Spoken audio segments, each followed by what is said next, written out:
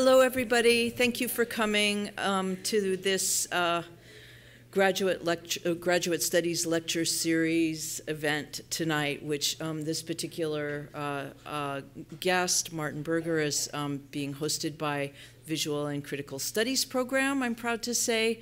And I'm very excited to hear about Martin's new work, or recent work.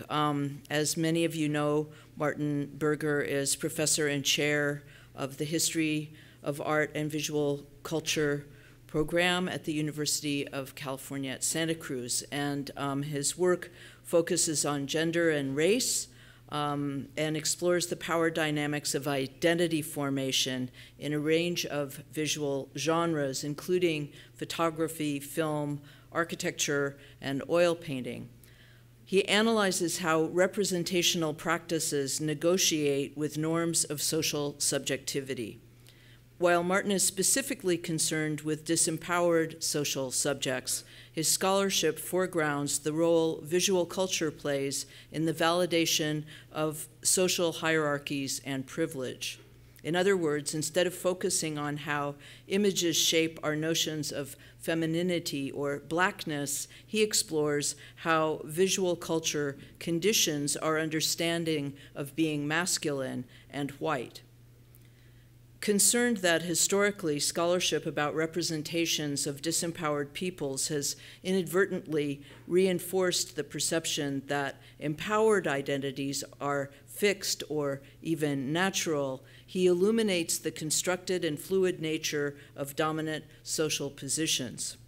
Martin's milestone book, Sight Unseen, which many of us have experienced as students and included in our syllabi as faculty, explores how racial identity guides the interpretation of the visual world. Through a careful analysis of late 19th and early 20th century paintings, photographs, museums, and early motion pictures, especially images that do not overtly reference race, Martin demonstrates how paradigmatic whiteness invisibly guides what European Americans see, and how the assumptions they accept as true shape the legal, social, and economic policies they enact. Seeing Through Race, which was released last year, reinterprets iconic photographs of the Black civil rights struggle in the United States. The book argues that the well-known photographs repeatedly credited with rallying white support and thus paving the way for civil rights legislation actually limited the scope of racial reform in the 1960s. Citing examples of these famous images, dogs and fire hoses turned against peaceful black marchers in Birmingham, tear gas and clubs wielded against voting rights marchers in Selma, Martin argues that white sympathy was contingent on images that displayed blacks as passive victims of active and violent whites. He argues that because white sympathy was dependent on photographs of powerless blacks, these unforgettable pictures undermined efforts to enact or even imagine reforms that threatened to upend the racial balance of power. And it is my privilege and great honor to welcome Martin Berger to the podium this evening.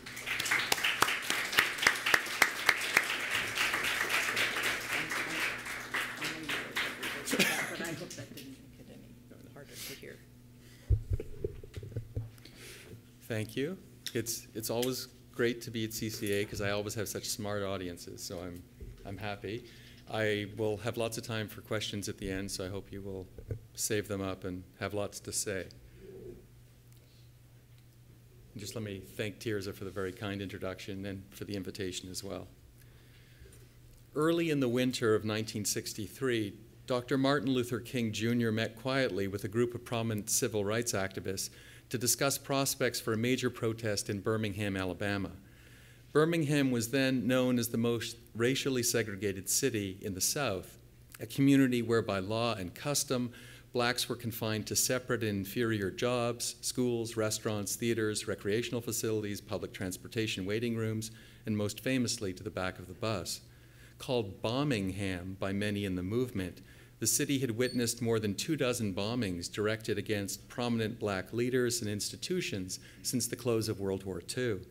The city's blustery and violent public safety commissioner, Bull Connor, showed a disinclination to investigate the bombings, and none were ever solved. And yet, the activists who gathered with King were cheered by what they judged as the city's favorable conditions for a successful campaign. King knew that blacks did not wield sufficient political or economic power to end segregation and promote equal opportunity without the support of white allies. Consequently, he worked hard to organize peaceful protests that would garner sympathetic press coverage for his cause and prick the consciences of liberal whites in the North. Since most Americans lived in segregated communities, media coverage of African American protest provided one of the rare opportunities for activists to make visible to a national white audience the day-to-day violence and indignities experienced by blacks. Connor's history of violence and appetite for media attention presented King with an opportunity to create visually arresting scenes that could crystallize the stakes of the struggle for whites. King launched the Birmingham Campaign in early April of 1963 with a series of sit-ins, pray-ins, and protest marches that met with surprisingly little resistance. As a result, Northern press coverage of the campaign was modest. Everything changed, however, at the start of May, when local black school children joined the ranks of adult protesters. On the afternoon of May 2nd, thousands of singing children took to the streets, cheered on by hundreds of African American adults who flanked their route. What was dubbed the Children's Crusade had begun. By the end of the day, 500 cheerful young marchers were carted off to jail, many still singing and waving their civil rights placards. Birmingham was now in the national news. During the next day, May 3rd, events in the city became of international interest. Connor was unable to make further arrests because his jails were overflowing, but he remained unwilling to allow protesters to march on City Hall or pray in the streets. Frustrated that he had no place to put additional prisoners and determined to shut down all forms of black protest, Connor gave orders to disperse peaceful, unarmed marchers with high-pressure water hoses and German Shepherd police dogs. The spectacle recorded by television and still photographers of women in their Sunday dresses knocked off their feet by high-pressure water jets and men peacefully standing their ground while mauled by dogs brought the movement precisely the publicity it desired. As a reporter for the New York Herald opined, the resulting photographs were the most gripping images of the civil rights struggle to date. While the protests would continue and grow for another week, the storm of publicity generated by the inflammatory photographs and news stories of May 3rd brought reluctant white business and political leaders to the negotiating table and ultimately provided King with one of his most celebrated victories. Charles Moore, a progressive white photographer, took all the photographs you see on the screen while working as a photographer for Life magazine. They appeared in an 11-page essay that Life ran in May of '63 titled "The Spectacle of Racial Turbulence in Birmingham, They Fight a Fire That Won't Go Out." Photographic historians have long credited these images with wielding a unique power over white Americans, generating sympathy for the plight of black protesters in the South, hardening resolve against the excesses of the racist Jim Crow system, and providing President Kennedy and Congress the political cover to enact long-stalled civil rights legislation. While these famous photographs are frequently reproduced today with a minimum of explanation, standing paradigmatically for the era's racial conflict, the editors at Life framed the photographs with copious descriptive text. In the caption for the 2-page spread of attacking dogs that you see on the right, Life explained that, quote, "With vicious guard dogs, the police attacked the marchers and thus rewarded them with an extreme outrage that would win support all over the world for Birmingham's Negroes.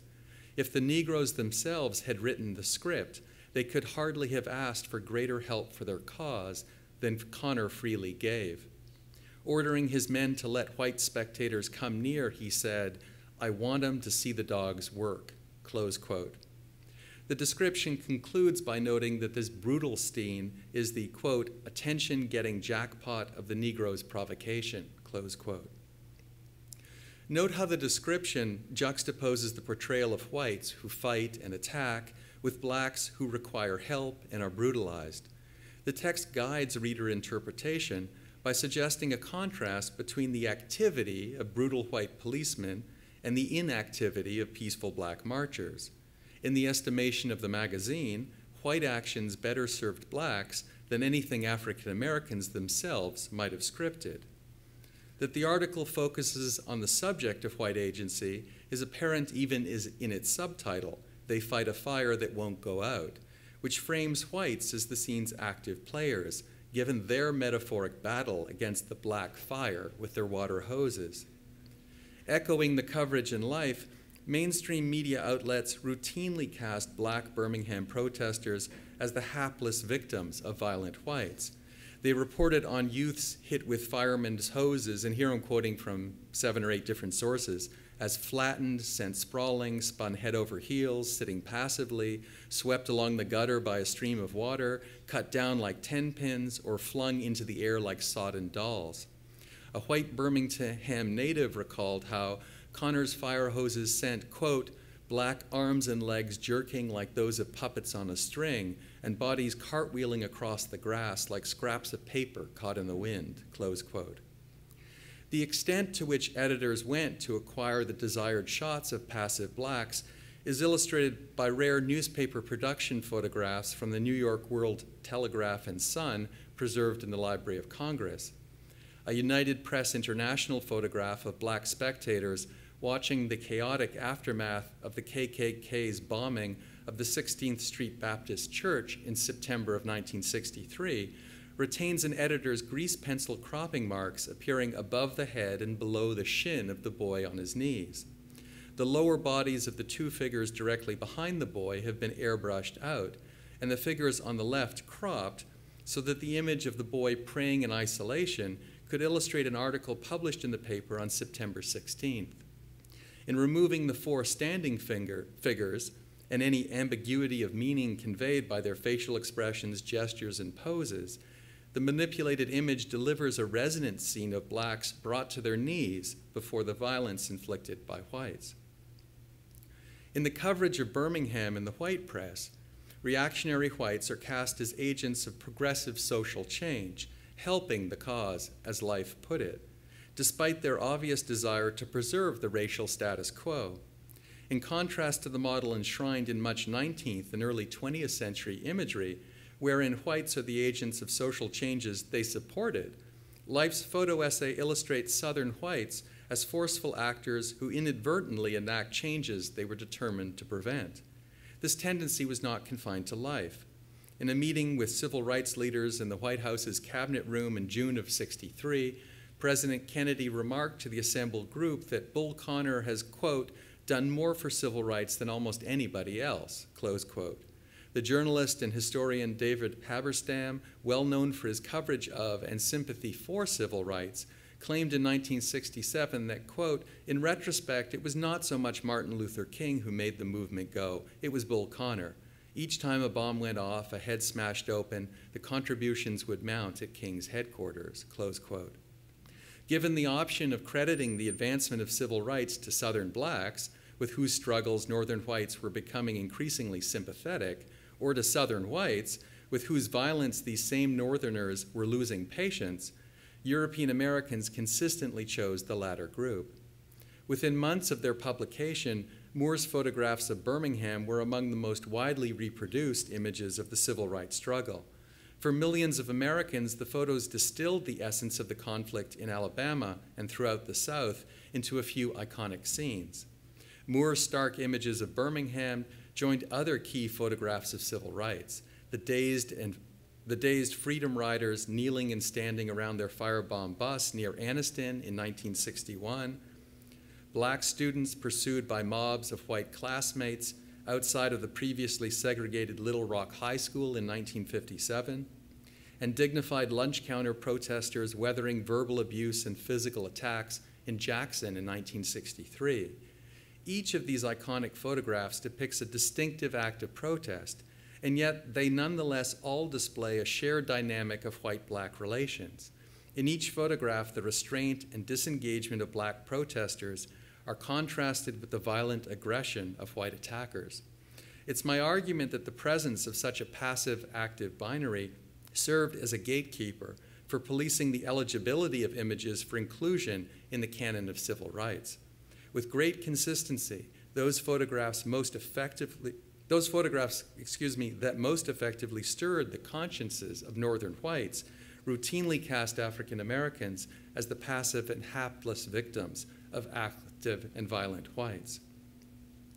The narratives Americans read in photographs were the products of external frames provided by captions, text, and photographic juxtapositions, and by internal frames offered by the racial values individuals brought with them to the images. The specific events captured on film surely played a role in guiding viewer responses, but they, perhaps surprisingly, were of secondary importance to the aforementioned frames in establishing the social significance of the photographs. This is demonstrated by the many misreadings of photographs whose subject matter and media framing combined with viewers' political predispositions to overpower the visible evidence of the images. Photographs of Birmingham's nonviolent protesters could appear more violent as a group because of narratives circulating on the violence of the city's blacks, but particular images illustrating physically assertive blacks could be made to seem less so if the right contextual frames aligned. Although whites remained predisposed to see violence in all scenes of black protest, since protest itself was outside of acceptable black roles and thus carried a hint of aggressive self-determination, not in keeping with the norm of black disempowerment, it's testament to the power of frames that even protesters who resisted police authorities could be read as nonviolent with the appropriate frames in place. Bill Hudson was another white photographer who worked alongside Moore and a handful of other photojournalists to capture the demonstrations on May 3rd in Birmingham. He snapped this famous image of Officer Dick Middleton grabbing the shirt and sweater of a neatly dressed black man as the police dog lunges, straining at its leash. After his day of shooting, Hudson handed off his film for processing to Jim Laxon, the supervising editor of the Associated Press's Atlanta bureau. In an interview with the journalist Diane McWhorter, Laxon recalled his strong reaction to the Hudson photograph in 1963, explaining that, quote, "The saintly calm of the young man in the snarling jaws of the German shepherd," close quote, gave him the same feeling that he'd experienced nearly 2 decades before when processing his first Pulitzer Prize-winning photograph. The Hudson photograph was published the next day on the front pages of dozens of northern newspapers, and it was framed by reporters and editors in ways that echoed Laxton's reading of the youth's innocence and composure in the face of unwarranted violence. The Communist Daily Worker, a newspaper highly sympathetic to the black freedom struggle, described Hudson's image as, quote, depicting a grinning cop setting his savage dog at the throat of a frail Negro, close quote. An editorial in the Washington Post mourned for, quote, the maltreated Negro youth and for the Negro's misguided oppressors, close quote. In a memoir of his youth in Birmingham, a white former resident wrote that Hudson's photograph created, quote, an image that will burn forever. He recalled that the, quote, thin, well-dressed boy seeming to be leaning into the dog, his arms limp at his side, calmly staring straight ahead as if to say, take me, here I am, close quote. Influential black newspapers and magazine reports in the 1960s presented a decidedly different interpretation of the photograph to their readers.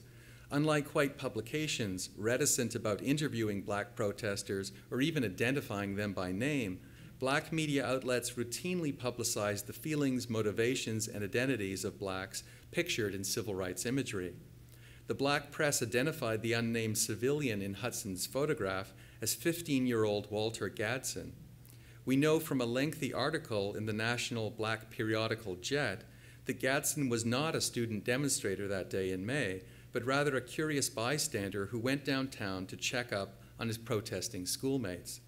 He was born into a prominent Southern newspaper family that had little sympathy for King or the protest struggle. In the Jet article, Gadsden recalled that, quote, "When the policeman grabbed me, I didn't see the dog at first because it was behind me. When he whirled me around, jerking me toward the dog, I automatically threw up my knee in front of the dog's head." The reporter explained that Gadsden had grown up with dogs in his household and had received training from his father on protecting himself from aggressive animals. That raised left knee is his effort to ward off the dog's bite. Note how high he holds his knee and consider the implausibility of him simply high-stepping into the waiting jaws. More significant than the visual evidence of his knee, and Gadsden's recorded account, however, are a number of present-day historians' observations about his left hand, which grips the right wrist of Middleton's outstretched arm. Birmingham protest volunteers attended workshops in the philosophy and practice of nonviolent direct action, which staged role-playing sessions to desensitize them to the brutality of the police. For those protesters trained in King's nonviolence, the active resistance of Gadsden was to be avoided. Gadsden's grip on Middleton, had it been observed by white audiences in the 1960s, would have undercut the attributes of saintly, maltreated, and passive that whites routinely ascribed to the youth. White viewers likely failed to see the gripping hand because it was overridden by other visual and textual cues. The Jockey Boy restaurant sign, the Jockey Boy restaurant sign at the upper left, which conjures a white fantasy of docile black antebellum grooms, as well as Gadsden's respectable dress, slumped shoulders, slack right arm, and downward gaze, as well as the newspaper captions that accompanied the photograph that consistently focused reader attention on the attacking or lunging dog, all surely guided white perceptions of Gadsden's passivity. It's also possible that visual signs of his assertiveness were simply less legible to white audiences in the 1960s. The historian Christopher Strain has documented recently how black self-defense was integral to the American civil rights struggle from its outset, even as it was largely unacknowledged.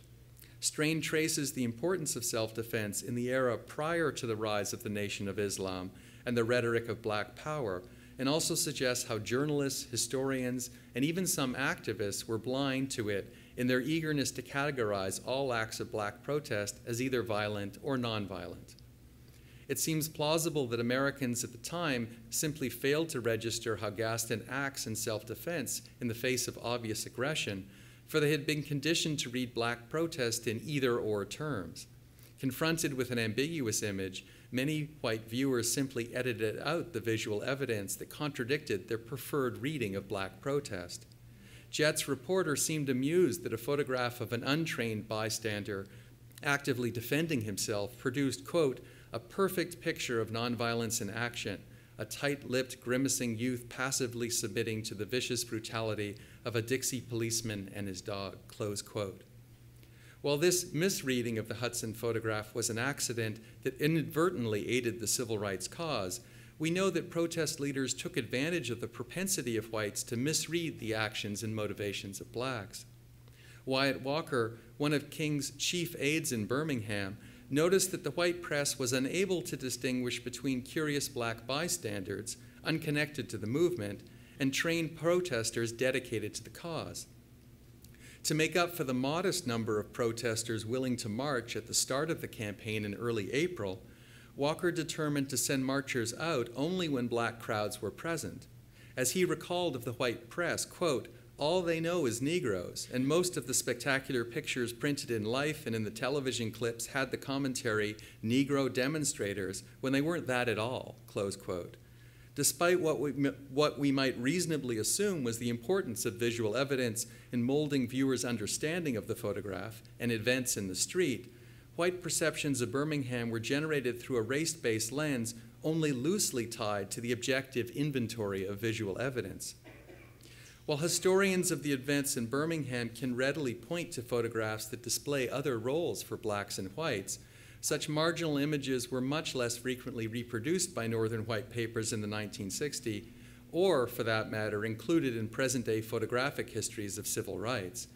It was not that the photographs depicting active blacks did not exist, but that they were either invisible or unappealing to liberal whites.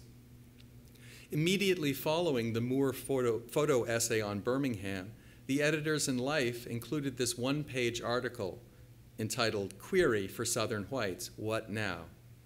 While Moore's essay contained not a single quote from an African-American protester, Life saw fit to solicit the opinions of a cross-section of the city's whites on the challenges of and solutions for American race relations. I direct your attention, however, to the bottom of the page, where the editors reproduced a final Moore photograph. It's a tightly cropped version of a much larger image showing smiling young marchers as they taunt a white officer who simply observes the crowd. The photographic caption describes a, quote, jeering mob that taunts police, close quote. It is obviously different from the photographs of protesters battered with hoses and mauled by dogs, and it's significant that it's a photograph that's known today only to historians. It was reproduced once by Life before quickly dropping from view. When it came to images of civil rights, liberal white interest was remarkably consistent. Here I project Andy Warhol's Little Race Riot from 1963, a work from his Death and Disaster series. Scholars have extensively debated the social messages Warhol intended for the series, with most ultimately concluding that the work expresses a cultural ambivalence. I have little to add today on debates over meanings of the painting, but I can throw light on the discursive context through which their significance was produced.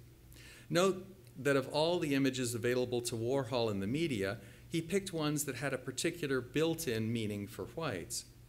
We know from preparatory materials preserved in the Warhol archive that the artist ripped Moore's photographs out of his copy of Life, and that they were mounted on paper and annotated with instructions to his studio assistants. Since the images came directly from the Life photo essay, it's clear that Warhol rejected the image of youths taunting the police, for example, and because Warhol indiscriminately referred to the dog attack pictures from Birmingham as either his Montgomery or Selma pictures, depending on who he was talking to, it appears that the racial dynamic displayed was of greater interest to the artist than the specifics of the depicted campaign. For well-meaning whites, whether reporters, editors, or artists, photographs that too obviously illustrated active blacks and inactive whites held scant allure. There may be a temptation to explain the racial dynamic of power recounted in the pages of Life as a function of those tactics embraced by the leaders of the civil rights struggle. Instead of interpreting the depiction of black passivity as a white fantasy, perhaps it should be seen as a tactic trumpeted by the activists of civil rights themselves. After all, black protesters were famous for employing techniques of so-called passive resistance, introduced to the movement by Bayard Rustin and popularized by Dr. Martin Luther King. But efforts to read the dynamic's durability as a reflection of historical realities neglects three important points. First, so-called passive resistance does not equate with passivity, nor with a lack of agency. Second, this mode of depicting blacks was dominant long before the development of 20th century civil rights strategies. And third, the extent to which white journalists and later historians promoted an image of black civil rights protesters as essentially passive had everything to do with the efficacy of the narrative in engaging and ultimately appealing to the psychological needs of whites. Consider that in Life's eulogy for Gandhi after his assassination in 1948, the editor spoke admiringly of how he, quote, took his own religious belief in nonviolence and from it fashioned a weapon of organized pacifism, close quote. In their homage to Gandhi, the editors celebrated the tremendous power inherent in nonviolent civil disobedience rather than contrasting Asian passivity with the activity of Europeans or imagining Indian independence as the byproduct of the well-meaning British. So inspired were the editors with Gandhi's achievements that they mused to readers on whether his weapon might, quote, turn out to be the answer to the atomic bomb, close quote. Given the influence of Gandhi's philosophy on the civil rights movement, how intriguing that the editors of Life cast Gandhi and his supporters as powerful actors and King and his African-American followers as passive victims.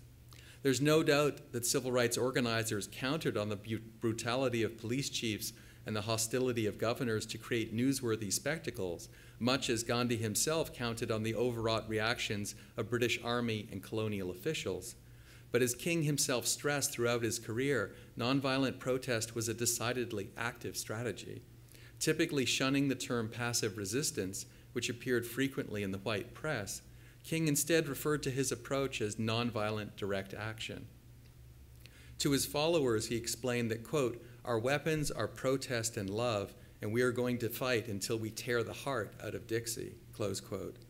Surely appreciating the white penchant for downplaying the agency of blacks, King used martial rhetoric to describe nonviolent action in an effort to remove the taint of passivity from black resistance.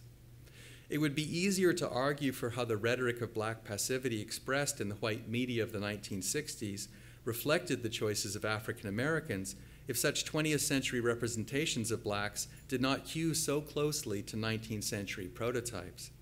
Exactly 100 years before Moore's photographic essay, another white photographer produced this rendering titled "The Scourged Back." The photograph is of a freedman known today only as Gordon, who escaped from the Mississippi plantation on which he was a slave during the Civil War and met advancing Union troops at Baton Rouge in March of 1862. The original version was taken by a New Orleans photographic team of McPherson and Oliver, then turned into a popular abolitionist carte de visite by the Philadelphia firm of McAllister and Brothers, and ultimately reproduced in a woodblock engraving in Harper's Weekly for their Independence Day issue in 1863. There are several powerful stories that the photographer, abolitionist, or journal editors might have told with the image. Gordon's harrowing escape from slavery, resourcefulness in rubbing onions against his body to throw off pursuing bloodhounds, brave exploits as a scout for Union troops, or determination to serve as an infantry soldier in the Union Army.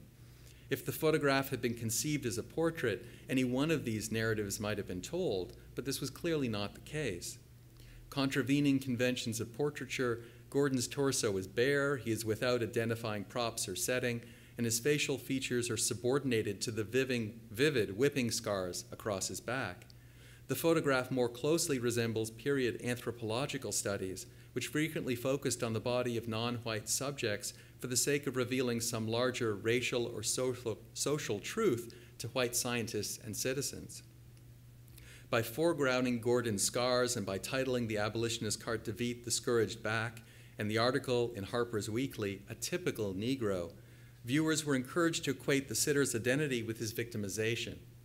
The three versions of this powerful image worked in conjunction with President Lincoln's Gettysburg Address to help shift public sentiment in the North from viewing the Civil War as one exclusively fought to preserve the Union to one equally concerned with what the president famously called a new birth of freedom. As a prototype for Moore's images in Birmingham, a typical Negro successfully employed a black body damaged at the hands of brutal Southern whites to galvanize the sentiments of liberals in the North. The black passivity inscribed into Moore's images in life performed significant cultural work for white liberals in the North, solidifying their compassionate credentials by articulating their political and social distance from overtly violent whites, and simultaneously preserving the hierarchies of inequality on which their racial identities were firmly planted. The consistency with which civil rights photography captured white-on-black violence helped establish a violent, nonviolent binary as the test of white morality. European Americans who condemned physical violence were encouraged to code this stance as evidence of their essential decency, regardless of how they felt about blacks or equal protection. It was comparatively easy for whites to misdiagnose the racial disease infecting America as the depicted violence itself, given the ubiquity of violence in the photographic record, and so lose sight of structural inequalities that motivated black protest in the first place. By reducing historically specific struggles over segregation, voting rights, housing policies, labor practices to white-on-black violence, photographers and media outlets decontextualized the struggle and encouraged liberal whites to feel outrage at discrete acts of violence rather than grappling with how non-whites were systematically harmed by a society built to serve European American needs. Once the struggle was sufficiently removed from history, nonviolent whites could revel in their distance from racial oppression, of which their disgust with Connor's tactics appeared to be sufficient proof.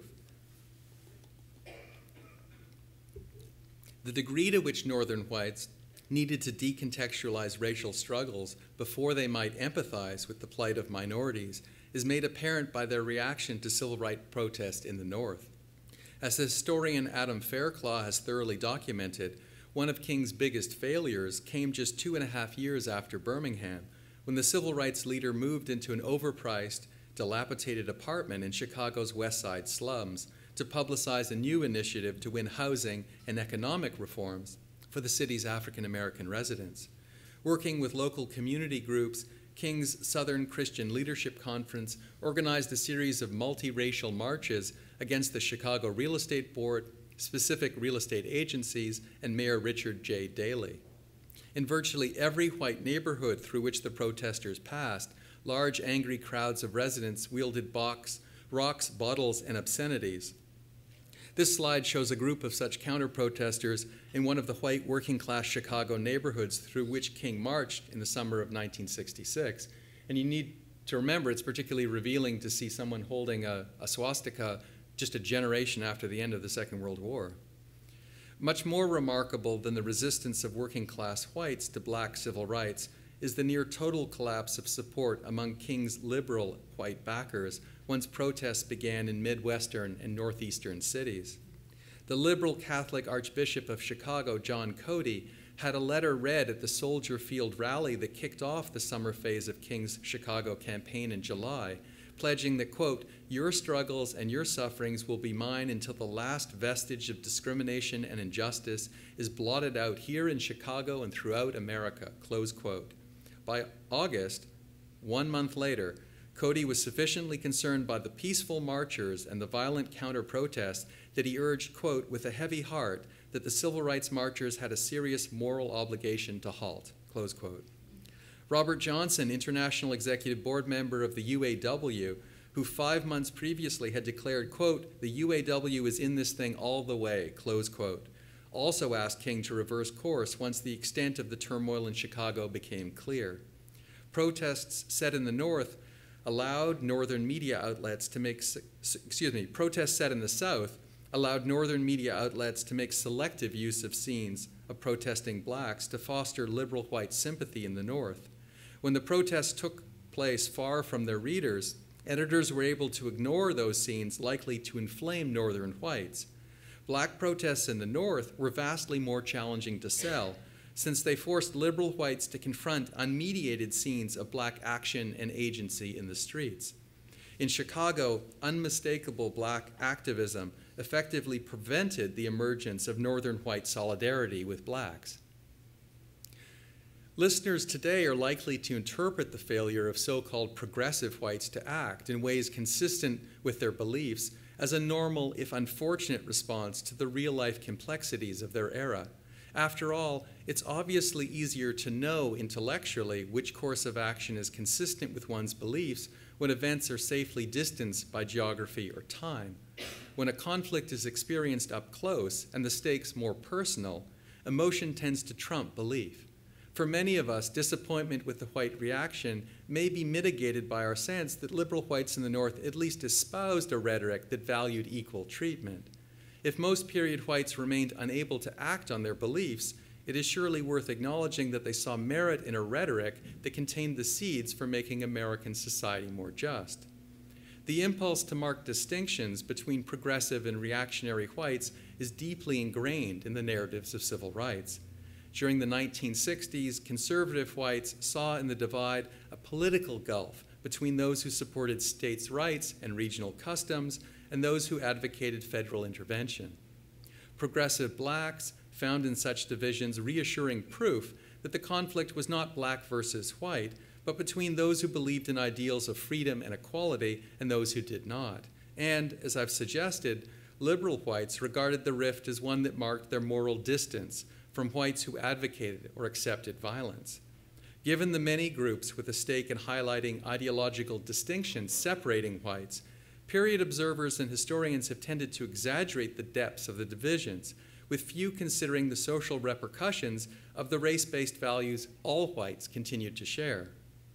While accepting that European Americans of the 1960s held a range of attitudes toward race, I'm nonetheless convinced that our investment in the heterogeneity of white belief has dramatically flattened interpretations of the era's visual culture.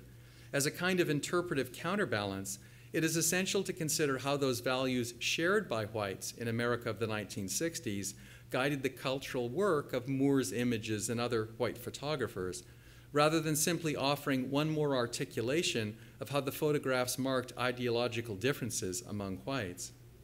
The uses to which both liberal and conservative whites put photographs illustrating violence against passive black victims, and even, one might argue, the violence itself, was predicated on a shared understanding of blackness in both the North and South. Progressive and reactionary whites may have used such violence with the intent to alternately liberate or repress African Americans, but in each case the desired social end relied on a shared sense of the immutable relation between black and white. An unidentified Southern reporter took this photograph of the Birmingham Campaign. It shows the tumult of the streets, and in the center of the photograph toward the back of the scene, Charles Moore, framed between a black youth, who happens to be Gadsden, you may recognize him, with torn clothing, and a white policeman as he takes aim with his camera. Years after his work in Birmingham, Moore recounted to an interviewer his mindset as he sought to document the confrontations. As the photographer recalled, quote, "I didn't want to stand back and shoot the events with a long lens. I didn't have much equipment at the time, no lens longer than a 105 millimeter, but even a 105 would have kept me out of the action. No, I wanted to shoot it with a 35 millimeter or a 28 millimeter lens, to be where I could feel it so I could sense it all around me. I wanted to get a feeling of what it was like to be involved," close quote. Note how Moore's interest in getting his camera into the action to capture close-ups for his national white audience dovetails with Bull Connor's expressed desire to bring white spectators into the fray to, as he famously put it, see the dogs work. Driven by distinct agendas, European American journalist and commissioner each sought to draw whites into the action for close-up views of brutalized passive blacks. The political distance between the men must not allow us to lose sight of their shared desire to make visible a particular kind of black body for the edification of whites. Some listeners even, will surely feel discomfort with my efforts to link Moore to Connor, given the men's antithetical agendas. But the point is not that the men held similar visions of what America's society should look like, but their respective visions were built upon a bedrock of racial norms that neither man challenged. Taking white society as he found it, the photographer and his liberal editors at Life made use of long-standing black-white dynamics in order to move their white audiences in productive ways. Instead of complicating or disrupting white's standard picture of blacks or the civil rights struggle, the liberal white press counted on the legibility and comfort of these tired formulations to make the case for reform. This meant that from the outset, the limits of reform were embedded in the project's grammar, given that the changes the photographs encouraged were incapable of extending to the passive-active binary that was responsible for generating liberal white sympathy in the first place. In an odd way, the photographs bought into and perpetuated the same destructive dynamic enacted by Connor on the streets of Birmingham. We tend to see images of violence as serving one of two mutually opposed functions, as either an endorsement, i.e., see what we do to people who get out of line, or as a condemnation, i.e., see what happens when people lose their humanity. But a more realistic analysis would see them as both.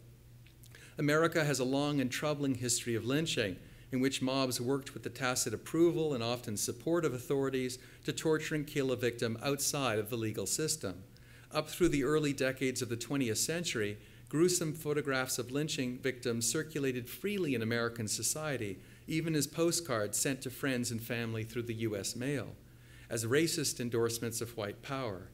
But in the hands of African-American anti-lynching crusaders, such as Ida B. Wells, those same images were publicly displayed as condemnations of white brutality.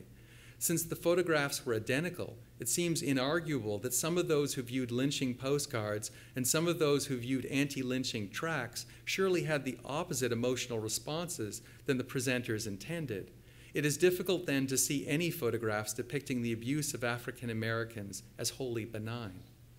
It's doubtlessly true that if Moore had produced photographs that more convincingly foregrounded the agency of black protesters, it's unlikely that Life would have published them.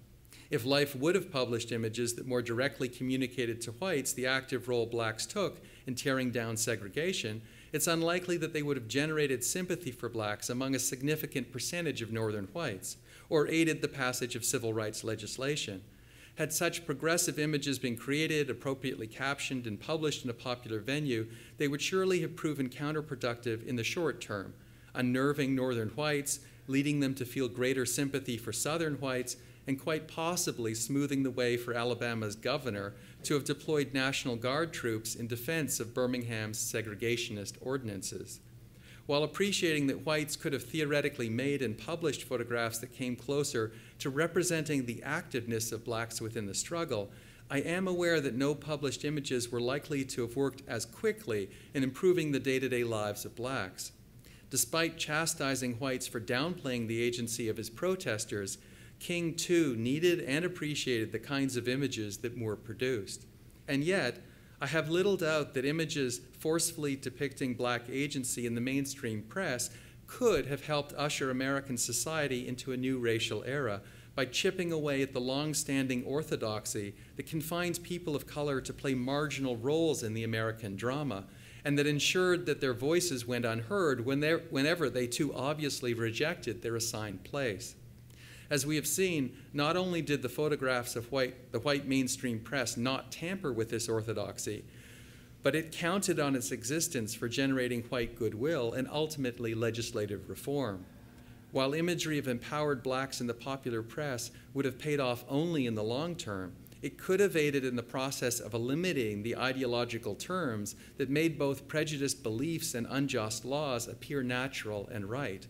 Such imagery, in other words, might have attacked the foundations of racial inequalities, rather than simply righting some specific wrong that was merely symptomatic of the disease. In advancing an approach to civil rights that saw progress as a series of incremental steps, liberal whites squandered for a generation the opportunity for systemic change. Okay, thank you. Hold on, Drew. You save your applause. That's my formal portion. I want to give you a little bit more if you're not totally bored yet, because that's the sort of standard talk that I often give to sort of more general audiences. And at the end, in the question and answer session, I always have people saying that I'm being terribly unfair to 60s whites, and I'm not cognizant of how subtle the white reception was, and I'm posing a presentist view. And if you want to ask those questions, you can. But because this is a different audience at CCA, I thought I would take things one step further. Because I don't know if people can still hear, but one of my interests in this project is not merely judging 60s whites, which is inevitably part of what I end up doing, but I'm always interested in connecting it to the present and showing how we're still kind of imbricated in these ideologies from the 1960s and in some senses from the 1860s as well. So I want to share with you just a little exercise that I do when I teach my class on race with my undergraduates. And this is an image in that class that I'll show repeatedly. And I make a point of giving the students historical context about what was going on. So most of you probably know, but just for those that don't, I'll just give a quick overview. So we're seeing Elizabeth Eckford, the black schoolgirl in the center of the composition, who was one of the Little Rock Nine. 3 years after Brown v. Board of Education, when the Supreme Court overturned having racial segregation in American public school system, in Little Rock, Arkansas, the Board of Education came up with a plan to slowly integrate black students into the schools. And they selected 9 students who were the sort of outstanding black students from the community that they handpicked and interviewed and thought that they could resist what they knew would come when the students were finally allowed to attend school. This very famous photograph that circulated widely and generated a lot of heated attention shows Elizabeth Eckford sort of showing amazing composure, steadfastly walking at only the age of 15 here, walking away from a crowd that's obviously a white crowd that surrounded her and shouting, all sorts of racial attacks. The one that was repeated probably most often was "Lynch the nigger." Elizabeth Eckford, as one of the Little Rock Nine, had been separated from the other 8 students because of a mistake that was made in organizing the first day of class, and she found herself alone trying to walk up the steps of the schoolhouse, was confronted by Arkansas National Guard troops that refused to let her enter. She didn't know what to do, and then she was walking away from the front steps trying to figure out what she was going to do now, surrounded by the crowd when the photo was taken. So it's an image that I show repeatedly in my class. My students are really familiar with it. At some point later in the quarter, I'll hand them all a little index card, and I'll tell them I want them to draw a line horizontally across it. And on the top, I just want them to look at this image and tell me what emotional reaction it engenders. Just give me a word or two about emotionally how it makes them feel. And then below the line, I tell them that I want a couple of sentences where they explain to me why it is that they feel that way. So when I show it, my results are amazingly predictable. I'll always have an outlier student. And the last time I did it, this is what I had. So for those of you who can't read, it's nothing. He has no emotion because it happened 60 years ago, which is interesting. And this is something I can unpack because I can show the student that there are plenty of events that have occurred more than 60 years ago that he has plenty emotion about, that he, in this case, I happen to know who had submitted it, but he's plenty patriotic about all sorts of things that happened 100 or even 200 years ago, but he didn't want to engage with this. Okay, that was fine. The vast majority of the students in the class, and it's usually 1/3 students of color and 2/3 white students, fill out cards that are something like this, and most of you won't be able to read them, but embarrassing, distraught, baffled, pained, uncomfortable, sad, anger, upset, ashamed, anger, frustration. I can read this one. When I see the photo, I feel ashamed, angry, sad, but mostly ashamed. It's hard to look at for this reason. I can't understand how or why human beings can treat each other this horribly. I'm ashamed because I'm white, but also because I'm human. What I find interesting about it is, one, that this is the majority of response, which if I asked you to conjure in your mind what's your emotional response, and I won't put anyone on the spot, many people, I would assume, would react in a similar way to my students: embarrassment, shame, anger. And what I point out to my students is that the perspective from which they're feeling these emotions is from the perspective of identifying with the whites in the composition. That there's no innate reason that they couldn't have taken the position of Elizabeth Eckford and felt a whole different set of things. There's a small percentage of my class that often either ignores the crowd and focuses on Eckford, or has a dual perspective of how seeing the image through the eyes of how my identity is reflected in what these white people are doing, or my identity is reflected in what this black figure is doing. My students always talk about how they feel because they feel like a human being, and they try and de-racialize themselves in some sense. But in their responses, it actually shows me that they're still looking in a racialized way. The students who look differently will say things like, emotional, proud. I feel this way because she had the courage. She. The she is just understood. It's the black girl in the center of the composition, whereas my white students typically see the she's as being here. But this particular informant has no need to tell me who the she is. It's obvious to her. I feel this way because she had the courage to integrate with all this hate around her. I can only hope I have that strength. I have this image as a poster in my room, and it still amazes me. And she writes tense and triumphant. So this image, which causes shame and embarrassment to a large segment of my audience, is a triumphant image. It's an image of strength. And so I show this at the end, which I think is a useful exercise for my students, but also I hope for this audience, because my project is not just about condemning those darn 60s whites. It's also about showing liberal, progressive, well-meaning people today are still looking in racialized ways. We're all on the same page about this is wrong, right? We all know that, and we could maybe even agree on some of the solutions, but we're still looking at it from such a radically different vantage, depending often on our subject positions or how we've dealt with racial questions, that I find these issues really fascinating. Okay, that's all I have for you.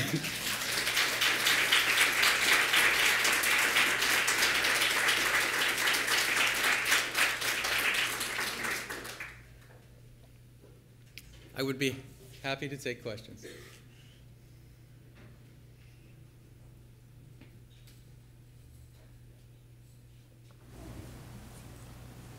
Tirza, do you have any? Do I? Yes, actually I do. Have you worked at all on, I'm just getting you started here. Have you worked at all on some of the images of the Black Panther movement? I have.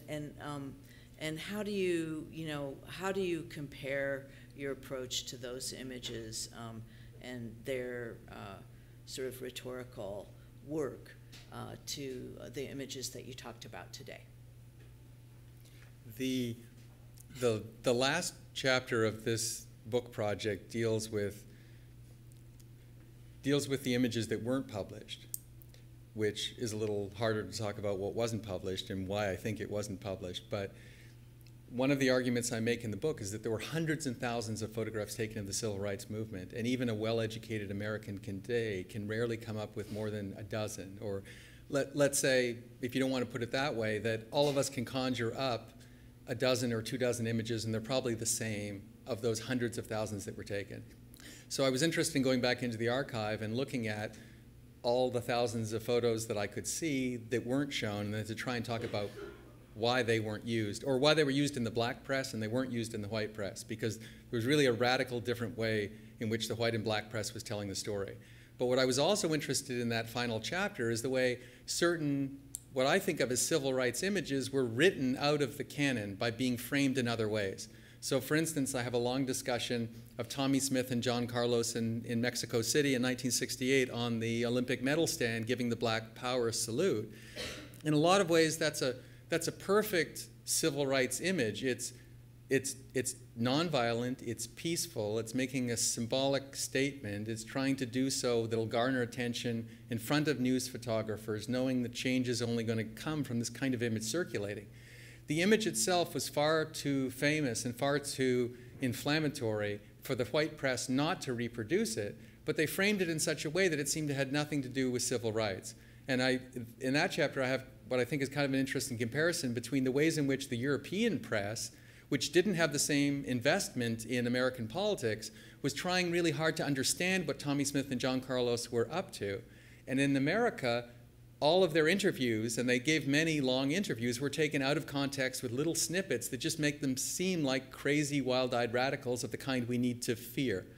So a lot of those Black Power images, I think, need to be properly reclassified as images of civil rights. You know, it's as if Black Power is somehow necessarily opposed to civil rights. These are two different things.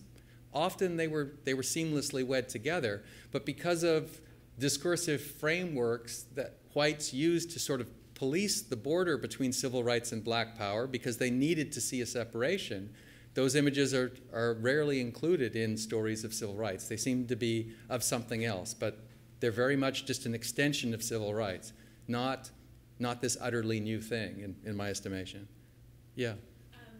Occasionally there's I've heard the narrative that the success of sort of the early years of King's activism versus the failures of his later years had to do with challenging, at first, de jure segregation, sort of legally enforced norms of color separation, and that in his later years, when he began challenging what we might consider a disparate impact, where blacks have systematic, less wealth, less power, not because of the sort of Southern Jim Crow laws, but because of the societal racism, and that was sort of the dividing line. I guess I wonder to what extent you think that, I think it fits in with some of your analysis around the Chicago March, but I wonder if you would respond to sort of how that narrative fits into the visual narrative. I think that is the standard story, and I think it is true to a degree, but if you go back and read King's early writings, he was concerned with economic inequality and structural problems from the beginning, but while the white liberal press was on board, it wasn't something that they particularly emphasized.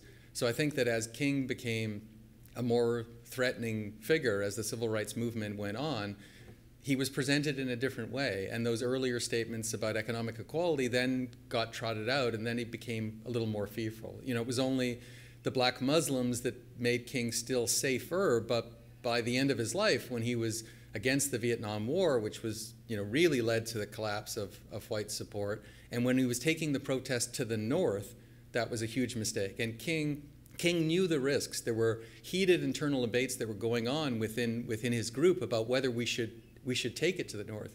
But King firmly felt that this was part of the struggle, and he shouldn't effectively be abandoning blacks in northern ghettos to do his work in the South. So I think yes and no. Yeah? I really appreciate the archival work that you've done to put together this kind of liberal white desire for representation with this more overtly racist Southern desire. I think that's actually a very important connection, but I want to ask you to speculate a little bit more as to what exactly paradigmatically would have fallen apart for white society if black violence, or even the threat of black violence, was represented. So, you know, at this time, as like the Deacons of Defense, for example, you know, a very kind of marginal, I should say, it becomes a kind of signpost for black power only 5 or 6 years later, right, in 1966, and these kind of eras overlap, but I want to know if you could speculate, because of your archival research, what would happen if the looming threat of black violence could be imagined through these representations, and why that push doesn't happen. What needed to be preserved? I think that there's a long-standing tradition among white Americans, and maybe we could expand more broadly just to say among people with power, that they're okay with helping if they feel as if there's a distance between them and the group they're helping, if there's a huge power inequality, if it's some group that they can look down on, if it seems clear that the group requires them to swoop in and save the day. Because whatever help they're providing, or whatever economic improvement, or whatever jobs they're offering, it's still maintaining the position of privilege and power that the group is magnanimously doling out to this, you know, so-called subordinate group. And I think that consistently what was unsettling to whites when they saw images of power was that it suggested that too much equality already existed. That then what seemed threatened is the basis of white power and white privilege, that maybe it's not a matter of me offering something magnanimously. Maybe these people are actually just taking power and I'm no longer part of the equation. So to give and to improve the lives of disempowered peoples is something that whites can do if they feel as if they're hovering above those people. If they're too much on their level, then it seems to be a struggle for power, a struggle for dominance. And I think historically, and I think to a large extent to this day, that turns whites off, because then it seems too much of a personal threat. Then it seems like a zero-sum game. Whereas if I'm in a position of power and I'm giving a little bit of charity, I can feel good about myself, and I can also feel secure that my position hasn't ultimately been undermined. And I think that's the dynamic that it was too hard for whites to have exposed. You know, a very famous Danny Lyon photograph that was taken on the March of Washington that was turned into a SNCC poster that was used to raise money for the movement. When I showed this image in class and I asked my students about it, they invariably say, well, it's a threatening gesture, the guy's giving the Black Power salute. And if you look closely, he's not at all. He's snapping his fingers in the midst of singing. But this looks powerful to my students, and they see something threatening in it instantly, even when it isn't there. This kind of image circulated widely in the black community and among a certain segment of radical whites who were willing to pay the dollar to support SNCC. But this would have been a hard sell in the mainstream press to garner white support. Even though it's just blacks coming together as a community, singing together, there's no bad white that I as a white viewer can see as my opposite. There's just blacks together, unified, showing some agency. And so I, as a typical white viewer of the 1960s, I have no way into this photograph. I have no way of relating. And that turns me off and that scares me. There was somebody in the back. I was trying to... I really appreciate your talk, and I think what's really fascinating is the idea of some of the other allegories that are working upon these images. So for instance, like the image just previous to this one that you had up, there's also this kind of larger Christian allegory of, almost like Jesus, or someone who's actually going against and being, persecuted, and they're going to be, but there's a transformative moment that happens. And I think that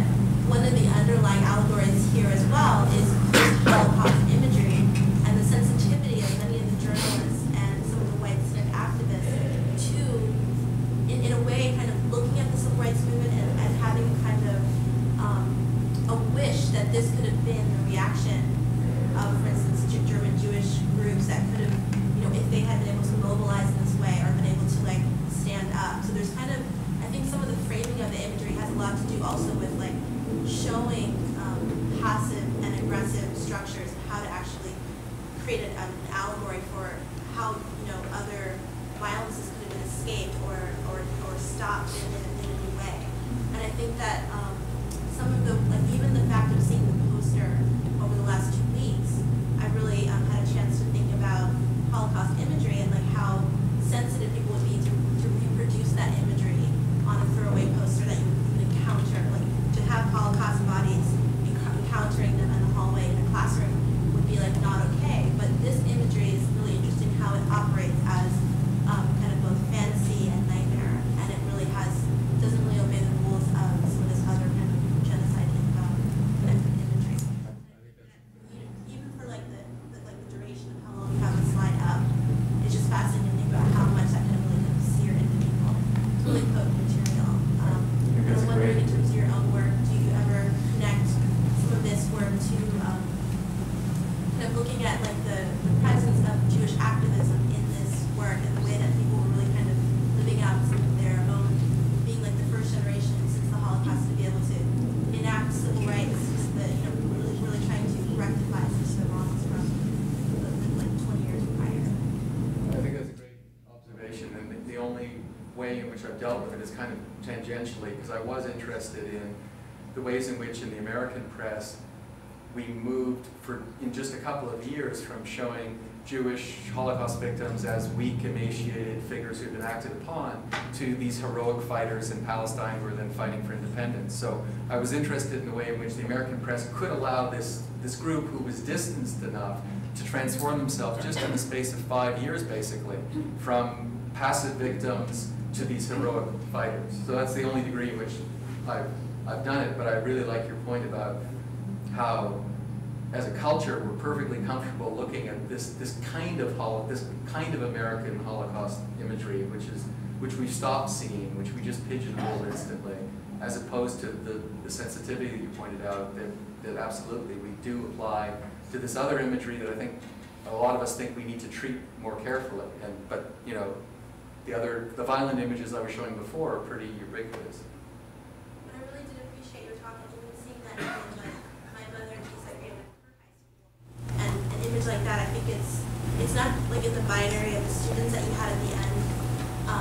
We talked about students how they identify with like either the foreground or the background in figures, and I think that any students who really identify with like social justice, they will identify with her, even if it's like whether or not their grandparents were great-grandparents were in Auschwitz, or if they're working for union rights. Or I think that there's a little bit more of a complexity there in that reading, which you could probably.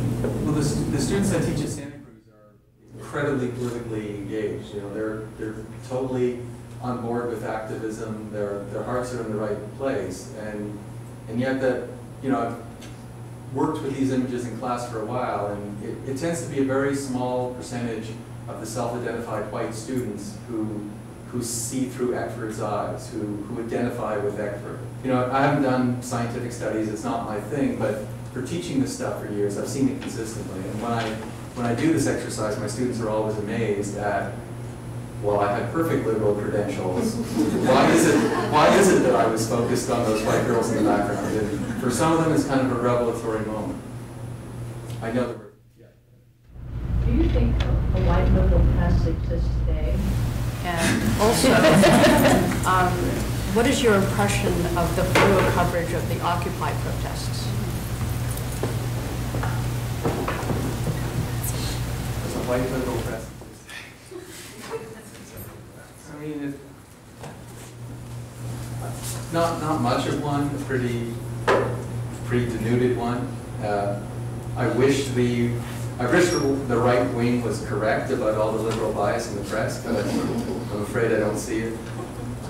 The Occupy protest, the thing that interested me the most is, I've forgotten his name now, but the vet who was hit in the head with the, what's his name? Scott Olson, who was hit in the head with a tear gas canister in Oakland. And I found it kind of depressing that we get this clean-cut white face guy who gets knocked down, and then that's the face of it. Then people all over the country are sort of galvanized, and white victims are always innately more interesting. It's one of the offshoots of civil rights photography. It's a kind of one of the strains that got whites interested and excited during the 1960s when whites had suffered somehow, when whites had been victims. Those were often the ones that garnered the most attention.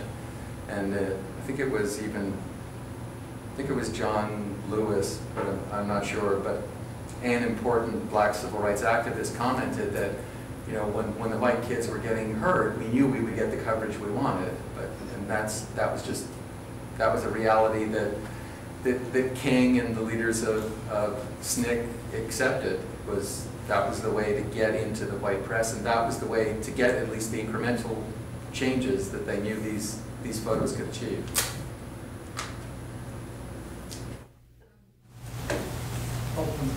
Oh, sorry. Person that was that seriously injured, it wasn't to choose from. True that it generated that effect.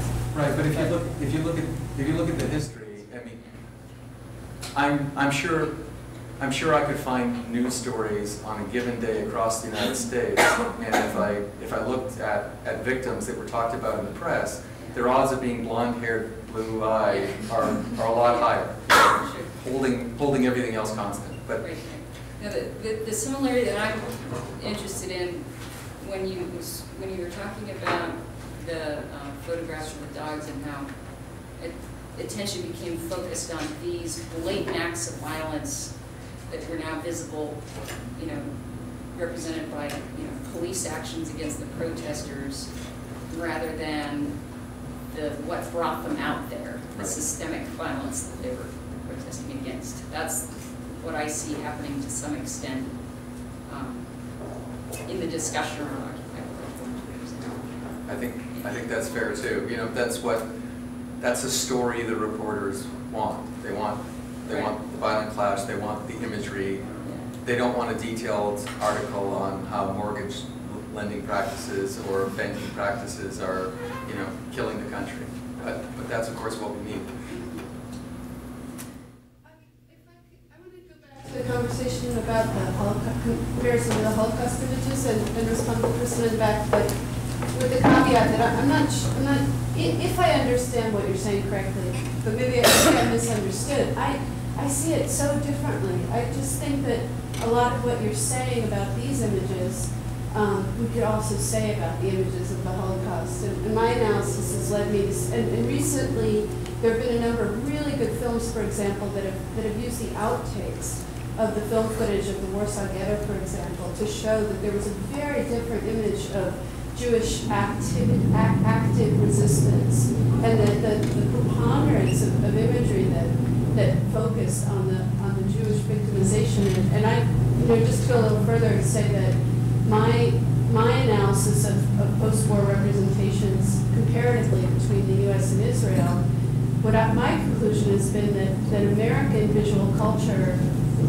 and other forms, literary culture and theatrical culture, relied for a very much longer time on the image of the Jewish victim than, say, Israeli. Like in Israel, there's no space for that to a fault for many, many years. In fact, there's a woman who made a film that was about Jewish victimization in the Holocaust. I knew her when she made the film in the 90s, and it was like the first, getting it onto Israeli television was a huge big deal. And I think it's just the opposite in the U.S., that American culture was so intent on repeating its identity of victimization among Jews. Well, that's just in response to that. That's actually the comment that I was making. It creates a reality. At the same time, how we use and cognitive images is important. And my next question would have been about Israel, like about this exhibition being in Israel, like an exhibition of images, because I think that one of the emphasis in the imagery in Israel is like always kind of like the resistance. Yeah, very which much. Not showing the fact that people recognize as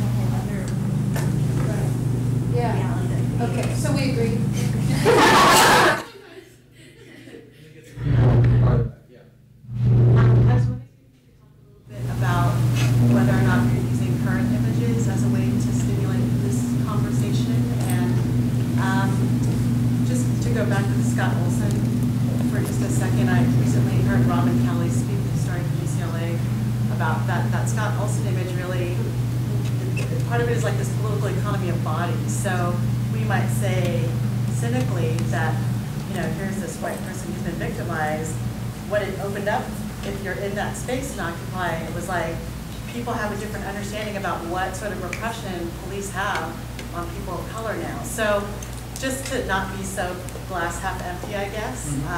I'm wondering if you're using current images as a way to stimulate this conversation, especially since in the 60s, we've seen a complete rollback around thinking around race, that we're post-racial now, and just, you know, how are you engaging that conversation as makers or artists? Like, if you could choose a game changer for us, what would you recommend? What you're asking?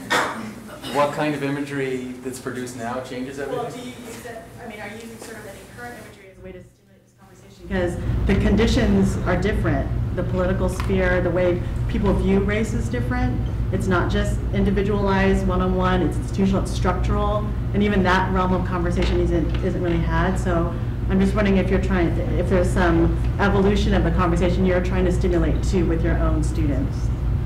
Yeah, you know David Hammond's Concerto in Black and Blue. You know, those are the works. I like works that take bodies out of the equation, and I like, for those of you who are into it, Darby English's argument about how to see a work of art in total darkness.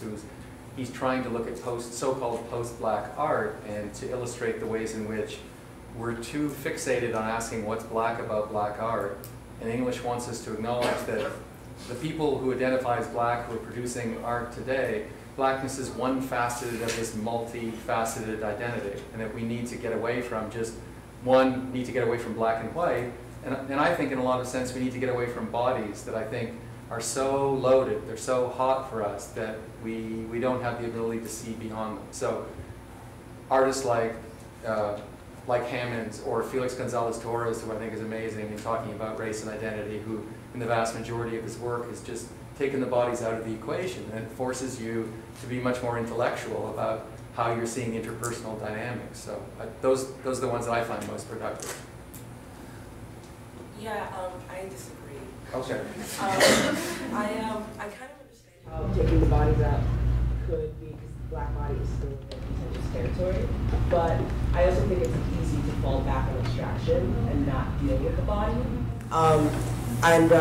I just have to react to that once more. But my question really was kind of connecting it to the cinematic narrative, because a lot of these are like photographic stills, you know, archives. My interest is also kind of like how I see these images sort of reflected in like films. Like I think a lot about Guess Who's Coming to Dinner, like films around that time. And then I also think most recently the film The Help, where it kind of totally plays up this idea of like white liberal, or just let's save these poor black souls. And it seems like a lot of this has to do with the narrative that's happening around the black subjects, and not so much them being active in whatever it is that's going to happen to them. It's like they're always affected, but they're never present. They're just kind of there. And I was just wondering if you've ever used examples in cinematic sort of realm in terms of compositions and like, you know, just these archetypes that are created in that sort of field to help with your research or to kind of prove your point. Just let me say on the body thing, and I know you use bodies obviously in your work. I'm not trying to make the claim that one can't do it, but I think that's infinitely harder. And I think that to reach a more mass audience, I think that we're in a place where taking the bodies out is a good viable strategy. I'm not trying to make the claim you can't do anything with bodies, but I think it's way harder. And yes, I think The Help is a perfect example, and it's something that I've already taught. I happen to hate the novel even more than the movie, because for those of you who haven't read the novel, all the black characters talk in black dialect, and all the white characters, it's just perfect neutral English. There's no southern accent, there's no inflection, there's no nothing. So they're othered right from the beginning in a way that isn't true in the movie. But if you've read The Help, or if you've seen the movie, then a lot of what I'm saying here should sound really familiar, and that's why it's this great example at this current moment, because all my students have either read it or seen it, And as you pointed out, it's the exact same dynamic going on. It's this heroic white woman, slightly a misfit, who swoops in and saves the scene. And I again, love/hate that at the end, we have this kind of reverse northern migration, that as opposed to blacks going north to find better economic opportunities, the black characters in the novel are encouraging this white protagonist who's done all this good to go north and to find a better life because she's made life untenable for herself in the South. So these black women are on the verge of experiencing economic and physical violence, but this white character is being encouraged to go north and to have a great middle-class career. So it's just this really perverse turning over of American history, and once again reinscribing the notion that the white people have the answers to save black people. So you understand now like how it's always about keeping, like, they leave, we stay kind of situation. And it's like, I think in art, if we were to do a game changer, she said, it would be like tackle it with the body, but make it more active, make it more present, make it more, like, it's not like so much, oh yes, I'm here, please pay attention to me. It's more like, I actually can do something. I'm doing something, I'm a part of this conversation. I get that, and that's powerful and great, and I hope you succeed. I will teach you in class. Yeah, I'll piggybacking on that.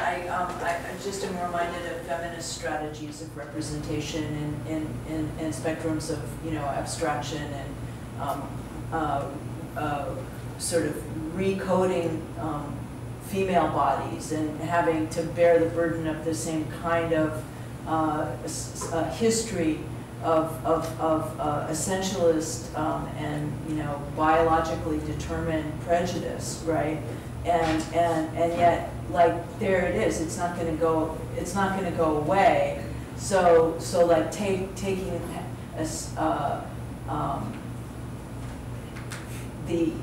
seizing the agency for redescribing the body or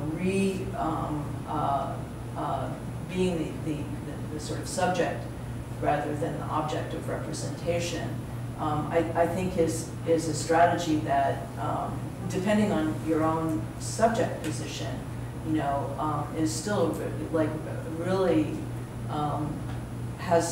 is very, very politically and aesthetically viable.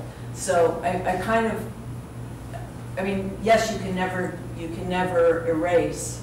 It's always going to carry with it the previous inscriptions, but that doesn't mean you can't make them signify differently. I said this, I can't remember who, but one of the artists I met today, I said that my discomfort with the body might be a kind of generational thing, that I was coming up at a time when the body seemed so fraught that the solutions that move away from it seemed to me most satisfying. But of course, most of you are considerably younger, and I think things maybe have swung back to a kind of, sorry? Or older. Have swung back to a recuperation of the body, but I think in the academy things kind of move pendulum-like back and forth as to whether the body is safe or not, and I think it's just a sign of it's time for me to retire maybe. Yeah. I want to know if you could speak a little bit to how the visualization of President Barack Obama fits within kind of the structure of seeing and positioning, and are they working to position him in different ways? What is a conservative project and how they visualize him, and also maybe a little bit about the 2008 campaign, but maybe a little bit more about now? Well, the campaign's the thing that I thought most about, and what struck me, when the campaign was going on, I was actively working on the book, and you may remember, I think it was the second presidential debate, where McCain and Obama were virtually tied in the polls. And there was a lot of talk that McCain needed to come out in the second or the third debate, I can't remember, he needed to come out swinging. He needed to be more aggressive and score a knockout.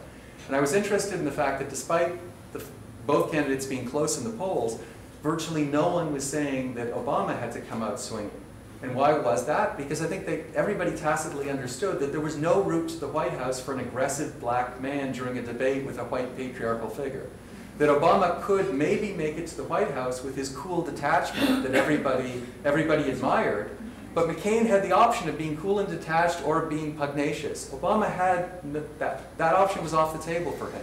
There was only one way he could get to the White House. And so I think people weren't paying enough attention during that campaign to how restricted Obama was in the way that he could perform and act. And now we continually, hear people talking about in the press that his coolness is a kind of detachment, and that he needs to care more, he needs to be more emotional. And we've seen speeches in recent years recent months rather, where he's shown kind of more flame. But I think there's only so far he can go before he tips over and he becomes not the president, but he becomes a black president. And that makes it not possible for him to get reelected. So he walks this really narrow line. And I think again, it's maybe, you see everything through what you're currently involved with, right? The art project you're doing or the research project you're writing, but it seems to me that it's another example of how this dynamic is still making it difficult for African Americans and other people of color in this country to have the free range of options that white people have to make themselves. There's still a more constricted cafeteria menu for making yourself if you're a person of color in this country, if you want to have the doors open of white America.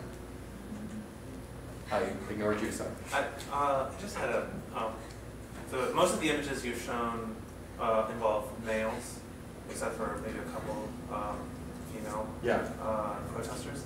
And I know this is like a huge other lecture, but maybe you have something quick to say about the role masculinity plays in the circulation of these images? You don't want a huge other lecture. Well, I would love it, but I don't know if we have time. Okay, the quick answer. I'm working on a revisionist show of civil rights photography right now, where I'm trying to imagine what another kind of canon could look like.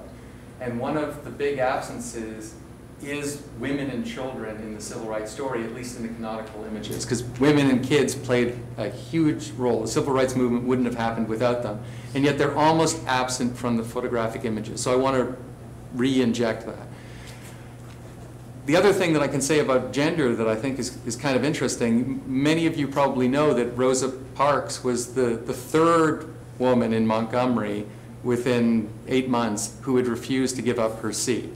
But the NAACP, who paid for the lawyers to take Parks's case to court, they didn't think that the other two women would make good plaintiffs, because one was the daughter of an alcoholic and came from a single-parent household, and the other one was pregnant, was an unwed mother, was about to be an unwed mother who was pregnant. And what the NAACP lawyers understood is that any chink in the reputation, in the armor of the plaintiff they brought forward would be used to discredit everything else about the case. So what they needed to present was a perfect picture of middle-class middle-class black femininity that resonated with white viewers. So she had to be prim and proper and chaste and wear the appropriate clothing, and there could be nothing in her background that the press could dig up that would distract. So there's a way in which I think Parks appreciated, and I think the NAACP appreciated, that they had to get to a place where there would be greater racial equality, they actually had to reinscribe gender inequality. They had to make sure that Parks was firmly placed within a patriarchal model of gender for that to be able to sell with white Americans. If you're a rebel, you probably appreciate you can't rebel against everything in society if you're going to be successful. In a lot of ways, you need to be sort of with society on kind of major indices and then have this little track of rebellion so that people can follow. Oh, you seem reasonable, you seem understandable, and you've got this thing you're rebelling against. You rebel against everything, you're too easily lumped as just the crazy person, the out of control, you're the anarchist, right? That's what we hear about the Oakland protesters. Anyone who's showing too much agency is just labeled anarchist, and then we can simply dismiss. And so I think that a lot of the civil rights images and a lot of the strategies of even civil rights activists were predicated on maintaining a lot of patriarchal models of power. So masculinity was reinscribed, though it was often black masculinity that was reinscribed, and women were consistently written out of the story, especially when they seemed to be rebelling on too many different fronts. It became a medium lecture. Yes? So I'm wondering, I'm really curious about this revisionist exhibit that you're putting together, and really excited to see it. But I'm wondering how you go about the process of curating it, and it seems to depend on the eyeball that you walk into it. I mean, as you pointed out here, we can all look at this image in multiple ways. So I'm wondering what your strategy is as a curator in terms of inserting or bringing to light those different subject positions, things like that. Yeah, it's a challenge because, as you pointed out, one of the arguments I make is that everyone comes with this preconditioned lens, and they're going to look the way they're going to look. My hope is that by creating a juxtaposition with some of what I'm calling the canonical images, and then this new set of images, that people are going to see a kind of distance that will create confusion or anxiety or wonder. And then I'm hoping to have a lot of contextual information. So there are going to be a lot of labels. I've worked with curators in the past who tell me you can only have 14 words because, you know, the average museum goer won't read beyond that. But this show will have considerable information on the walls that, if people are actually willing to read it, will set up visual juxtapositions that are then explained in text that I hope will prompt them to see these things in new ways. So, you know, one of the categories in this show is joy, because the civil rights movement, so often in the photographic images, you see these stony-faced, serious people, and I want audiences, American audiences, to understand that the civil rights movement brought tremendous joy to African American communities. It was about coming together to achieve certain goals, yes, but it was just the coming together that was immensely important. So I have a whole range of photos that I did a lot of research in the AP Press archive, where there are tens of thousands of photos preserved that have never been shown before. And so I have a lot of photos of just incredibly joyous people who are waving voter registration certificates, or who are in protest marches, you know, singing exuberantly in ways we don't think of the movement. And I think those are images that aren't going to be offensive to audiences, but are going to prompt them to say, you know, this really isn't how I saw it before, and try and give them a lot of context to understand exactly what the movement meant to millions of African Americans in the 60s. Yeah. One thing that surprised me in trying to learn more about the civil rights movement, and I was someone who grew up in the 60s, but it was still something I had to educate myself about, was the amount of preparation that people did. And you know, because you kind of think, well, it's just a spontaneous thing, or, you know, just the fact, like you said, that these students had to go, their families had to make this big decision, whether they would take this risk, that they had to be interviewed, that there was all this preparation, that her family, her mother and grandmother made that dress, you know, they sewed it, it was just, it was all so much preparation that went into it, and even with SNCC, so much preparation that went in before with the women, as you said, who worked with the literacy campaign at the same time. So I'm wondering how your exhibit is going to, are you going to address that? I will. One of the things I'm very interested in is the fact that a lot of the criticism that was leveled by the white press against black activists is when they put kids on the front lines, or when they put them at risk. And there's a lot of evidence that black families agonized over the decisions of whether kids should be involved in the movement. And in some cases, kids rebelled against their parents or didn't tell their parents. And so I want to create a richer story, giving people a sense of how much black families were aware of the stakes and how carefully they considered it. And there's amazing testimony that's been preserved from the kids themselves, kids that are 10, 11, 12, 13, 14, who talk about wanting to do this because they don't want their kids to go through this kind of treatment, or they want to do it. In one moving testimony I dug up, the kid says he wants to do it because he wants his parents to experience freedom for a moment in their lifetimes. He wants to make the world better, not only for the next generation, but he wants to make it better for his parents who've done so much for him. And I think those very kind of moving and thoughtful stories really need to be told. It's not kids who were excited that they were getting a day off school, though of course there's always going to be a percentage of that. But these are people who spent months training in nonviolent direct action and knew precisely the kind of risks that they would face, and they knew the kind of risks the parents would face with getting fired from jobs and economic terrorism that they often faced in the community when the kids were engaged in any sort of activism. It was not done lightly.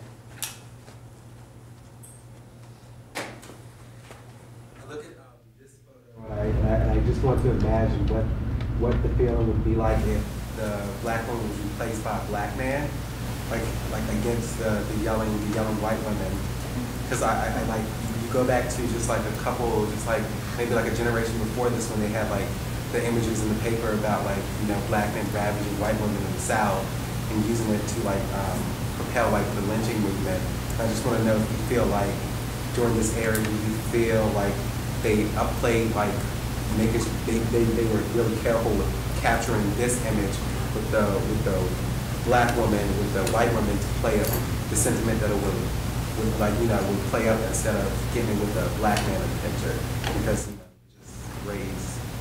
Yeah, I think your interpretation is exactly right, that many fewer Northern whites would have seen this as a sympathetic image if there was a black figure there, because the black male, white female relationship was so fraught in white American society that if anything they would have seen, despite the fact that he was outnumbered and surrounded, they still would have seen him as a more threatening figure than this black girl who could, again, because she's so well dressed and because she's so well composed, it was easier for white audiences to see her as sympathetic. And I think a black figure would have made it vastly more complicated. Yeah. Building on the comment about Rosa Parks, I mean, the fact I always use is that she was the local secretary of the NAACP, and that, you know, when you read sort of depictions of the bus boycott for children or for students, it often says this woman had just had enough that one day. Yes. As though it's about, you know, her feet being tired and not about being part of an organized movement. And building off a little bit this idea that the preparation of the organizing was not something that is really preserved in a lot of our popular depictions of the civil rights movement. It's another way that agency is represented by sort of acting in concert or acting deliberately is taken away from these actors. And I had a second point, which was about the question of whether the imagery of the Holocaust, and I think part of it for me, why this is less brutal in our popular imagination, is because it's a story of triumph. It's a story of, you know, we solved this problem. We, as white Americans, made this better, and it's over, and we triumphed versus the Holocaust, which we did not prevent. I think that's fair. What was popping into my head when the comment was being made about the Holocaust was, some of you may know the lynching photography exhibition. I think it was called Without Sanctuary, but maybe I'm getting the name wrong. And it was produced in a lushly illustrated catalog of just the most horrendous photo you've ever seen after the most horrendous photo you've ever seen, with very little context and high production values. And can we imagine a book being produced like that about the European Holocaust? And I think the answer is no, and yet that thing was very popular and sold well. If you go on Amazon today, it's, you know, the last time I looked, it was still fairly highly rated. And so what is it that makes that acceptable, that makes it okay to look at those stomach-churning images, but the ones of, you know, the ones from Auschwitz-Birkenau, we're not going to do that to them. We see them in a different way, and that distance is disturbing to me. Yeah? What I appreciate most about your work is how it kind of highlights this irony of the white liberal support of the civil rights movement due to more of this black victimization role, as opposed to support for the active defiance of African Americans to claim their dignity as human beings. And I think it kind of speaks toward what you were saying about Dr. King not getting the support when he took it too far. And it's actually pretty disheartening to think about, because it feels like it's a repeat of history if you go back and even look at the abolitionist movement, you know, the slave narratives, and how that moved the white conscience, because it was about the victims of the victimization of blacks in slavery. And so I just wanted to make a comment on that. And I had a question about some of what you shared with your students. I think it's interesting because I'm an organizer, and I experienced some of this deracialization of issues in our organizing work. And I just think it's kind of a paradox in that, yes, we do need to move away from black and white, but we have moved into a sort of a colorblind era where people deny cultural difference, and that's actually not as helpful in terms of dealing with racial relations or dealing with some of the problems we're having now, because people don't see how different ethnic groups are situated differently around different issues, and that cultural differences do matter. And so I was just wondering, when you experience some of what you experience with your students of deracializing how they see your images, like how do you sort of engage them around that conversation of like colorblindness and really seeing and appreciating cultural difference? I sometimes sort of kind of joke or play with my students, but I'll talk about what I see as a kind of white liberal gesture where if there's one black person or one Latino or one Asian American in a room and a white student wants to point that person out in a crowd, they're going to do everything they can not to mention race. They'll say the purple shirt, the woman who's got the cup, she's bending over, she's standing beside so-and-so. And this is the way colorblindness works. It's our mind processes race. It's the first thing I see when I look at that person, but I've been taught that it's the last thing I should say. So I perform my colorblindness by pretending that it doesn't exist. And so I tell my students this is a really good example of how race is still operative. It's still working in your brain. It still has a lot to do with how you see the world, but you've merely learned not to say it out loud. And so what I tell them is I think it's much more useful to figure out why it's still operative and what the implications are for people of color, as opposed to just pretending in this empty liberal gesture that, oh, I didn't even notice that's a black person.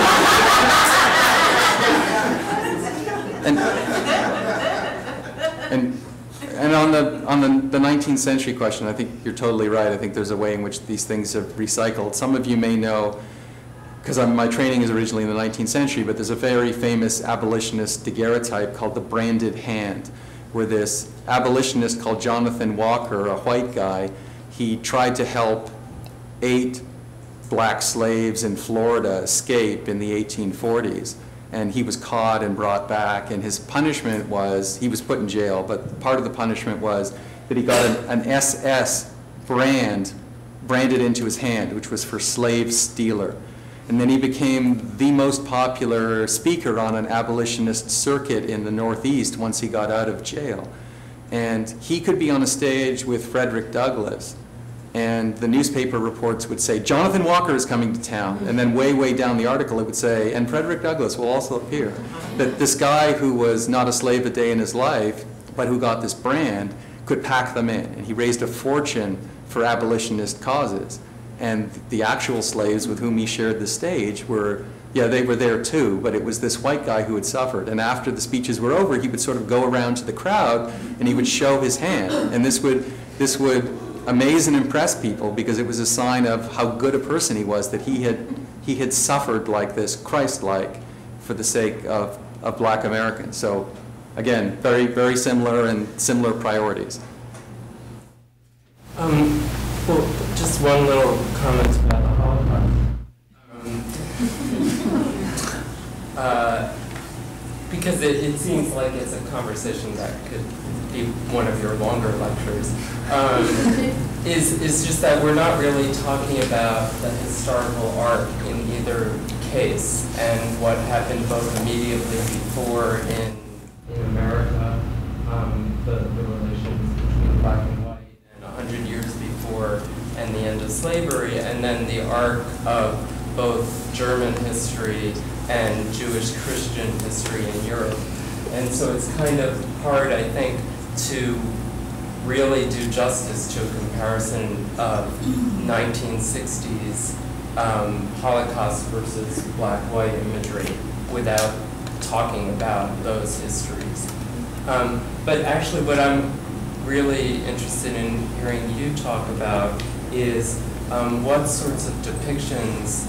I've been kind of racking my brain about current depictions of black and white that connect to our kind of blindness to some real substantial structural issues that we've developed mythologies around, like issues around affirmative action and access to jobs in white-dominated industries, the myth of economic equality, the myth of access to the American dream myth, that has somehow magically erased any discussion of race. So much so that, and it seems to fit really well into your notion of the zero-sum game, so that we now have black and white equally competing for limited jobs, rather than looking at actual structural inequality in terms of access to both education and to those industries, to whole industries. And then economic justice versus the environmental movement, access to jobs there, and then also depictions of poverty. That was one of your longer questions. No, it only became longer because I talked about the arc of history. Well, I expect a longer answer. We've got time for one long answer. Well, I agreed with most of what you said. I wasn't sure what the question was in there. Maybe I was. Maybe I'm getting tired. I'm trying to find an equivalent, how that actually gets translated into imagery today. I mean, obviously state what I just stated as, structural issues, but in the same way that you beautifully described how the imagery was supporting structural staticness for dealing with a simple problem. I don't know that I have a good answer, because I probably haven't thought of this enough, but I think that when it comes to labor, I think that there's a slightly different dynamic going on, which is that the Latino immigrant laborer is thrown into the equation as a kind of red herring, as this is the thief who's coming in to steal these jobs, and African Americans would have full employment and everything would be okay, or working class whites would, if it just wasn't for this outsider who was intruding. So I think that conversation, once again, in a slightly different way, makes it easy to ignore structural problems in our labor market here, or inequalities, by making it seem as if this new kind of outsider is really at the root of our problems. So it's not that there's a particular image in mind, but it's another kind of simplification that throws us off track and makes the problem seem to be someone else. And in this case, it's someone else who's even illegally coming across the border. So not the greatest answer, but I feel like I'm wearing people down. But no, you're not. Yeah, okay. We do have, we are getting to the top of the hour, so I want to just referee here. Can I take one more? One more question would be completely appropriate, yeah.